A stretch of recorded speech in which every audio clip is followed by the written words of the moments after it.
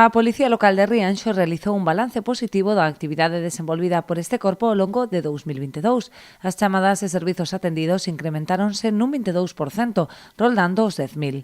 En materia de seguridade viaria, a Policía Rianxeira atendeu 104 accidentes, fronte aos 115 do 2021, e realizou controis a preto de 36.500 vehículos, en colaboración coa Xefatura Provincial de Tráfico e a Agrupación de Tráfico da Garda Civil.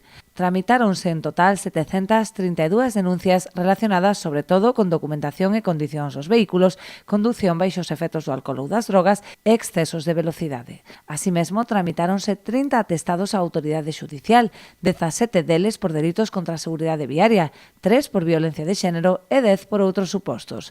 Por último, destaca a actividade da unidade Bioxen, con 432 dispositivos de vixilancia e control efectuados, 150 sobre agresores.